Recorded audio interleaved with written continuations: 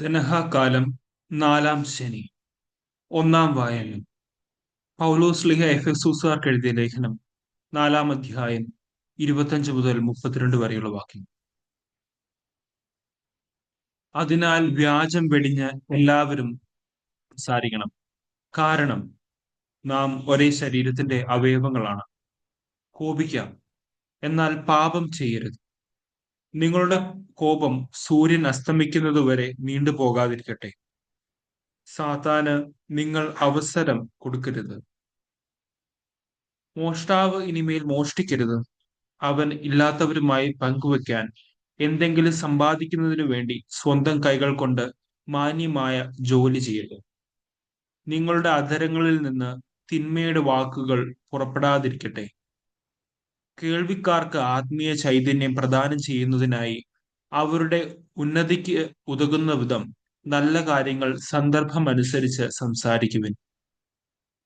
രക്ഷയുടെ ദിനത്തിനു വേണ്ടി നിങ്ങളെ മുദ്രിതരാക്കിയ ദൈവത്തിന്റെ പരിശുദ്ധാത്മാവിനെ വേദനിപ്പിക്കരുത്.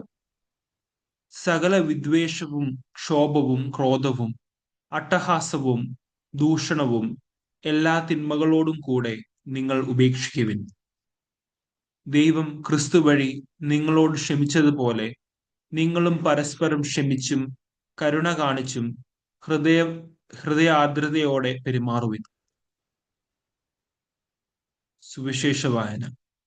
വിശുദ്ധ മത്തായി എഴുതിയ സുവിശേഷം 6-ാം അധ്യായം 5 മുതൽ 15 വരെയുള്ള വാക്യം. നിങ്ങൾ പ്രാർത്ഥിക്കുമ്പോൾ കപടനാട്യക്കാരെ പോലെ ആകരുത്. അവർ മറ്റുള്ളവരെ കാണിക്കാൻ വേണ്ടി സിനഗോഗുകളിലും തെരുവീഥികളിലും കോണുകളിലും നിന്ന് പ്രാർത്ഥിക്കാനാണ് ഇഷ്ടപ്പെടുന്നത്.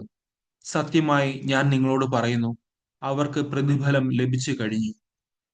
എന്നാൽ നീ പ്രാർത്ഥിക്കുമ്പോൾ നിന്റെ മുറിയിൽ കടന്ന് കതകടച്ച് രഹസ്യമായി നിന്റെ പിതാവിനോട് പ്രാർത്ഥിക്കുക. രഹസ്യങ്ങൾ അറിയുന്ന പിതാവ് നിനക്ക് പ്രതിഫലം നൽകും. പ്രാർത്ഥിക്കുമ്പോൾ വിജാതീയരെ പോലെ നിങ്ങൾ അതിഭാഷണം ചെയ്യരുത്. അതിഭാഷണം വഴി തങ്ങളുടെ പ്രാർത്ഥന കേൾക്കുമെന്ന് അവർ കരുതുന്നു. നിങ്ങൾ അവരെ പോലെ ആകരുത്. നിങ്ങൾ ചോദിക്കുന്നതിന് മുമ്പ് തന്നെ നിങ്ങളുടെ ആവശ്യം നിങ്ങളുടെ പിതാവ് അറിയുന്നു.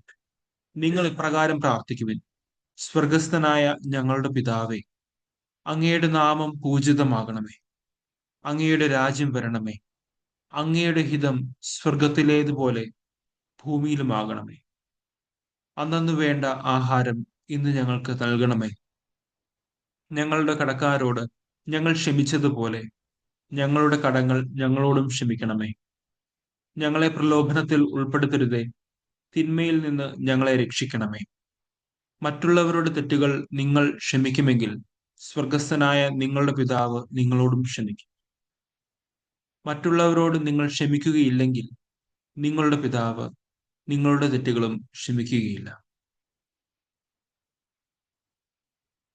നമ്മുടെ കർത്താവായ മിശിഹായ്ക്ക് സ്തുതി.